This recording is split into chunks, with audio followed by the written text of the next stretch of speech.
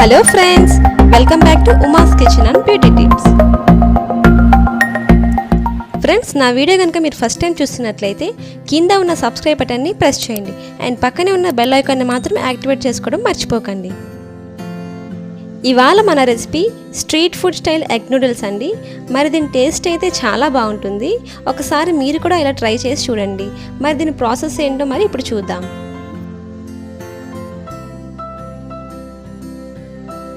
ముందుగా ఒక లోతుగా ఉన్న ఇలాంటి కళాయి పెట్టుకొని ఇందులో నూడిల్స్ మునిగేంత వాటర్ వేసుకోవాలి.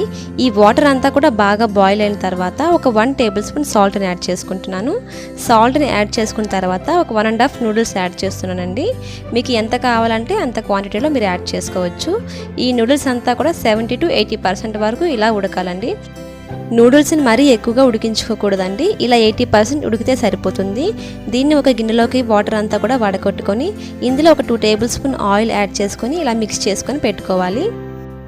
ఒక లోతుగా ఉన్న కళాయి పెట్టుకొని అందులో 10 table spoon oil, 1 table spoon cut చేసి పెట్టుకున్న వెల్లుల్లి వేసుకోండి. 3 ఎగ్స్ని కూడా ఇలా పగలగొట్టుకొని వేసుకున్న తర్వాత ఎగ్ స్మెల్ అంతా పోయేంత వరకు ఎగ్ని ఒక 5 మినిట్స్ పాటు హై ఫ్లేమ్లో పెట్టి బాగా ఫ్రై చేసుకోవాలండి. చూసారా, ఎగ్ అంతా కూడా బాగా ఫ్రై అయిపోయింది.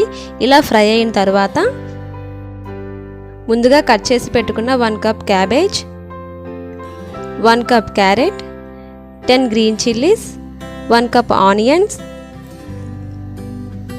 హాఫ్ కప్ స్ప్రింగ్ ఆనియన్స్ కూడా వేసుకొని బాగా ఫ్రై చేసుకోండి. ఈ వెజిటేబుల్స్ని హై ఫ్లేమ్లో పెట్టి ఒక 10 మినిట్స్ పాటు బాగా ఫ్రై చేసుకోవాలండి. క్యాబేజ్ అండ్ క్యారెట్ స్మెల్ పోయి బాగా ఫ్రై అయ్యేంత వరకు కూడా వీటిని ఇలా ఫ్రై చేసుకోవాలి.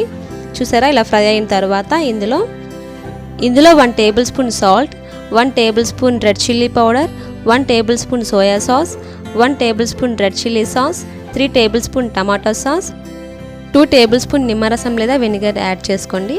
ఒక 1/2 టేబుల్ స్పూన్ టేస్టింగ్ సాల్ట్, ఇది ఆప్షనల్ అండి. నేను కారం యాడ్ చేసుకున్నా కదండి. మీరు కారం వద్దు అనుకుంటే, ఆ టేస్ట్ నచ్చకపోతే మీరు కారం ప్లేస్లో మిరియాల పొడిని కూడా యాడ్ చేసుకోవచ్చు.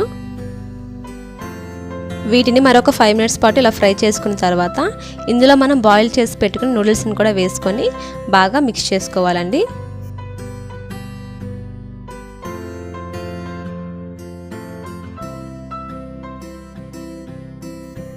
నూడిల్స్ అంతా కూడా బాగా మిక్స్ చేసుకున్న తర్వాత ఒక సర్వింగ్ ప్లేట్లోకి తీసుకొని కొత్తిమీర లెమన్తో గార్నిష్ చేసుకుంటే ఎంతో టేస్టీ అయిన నూడిల్స్ రెడీ అండి.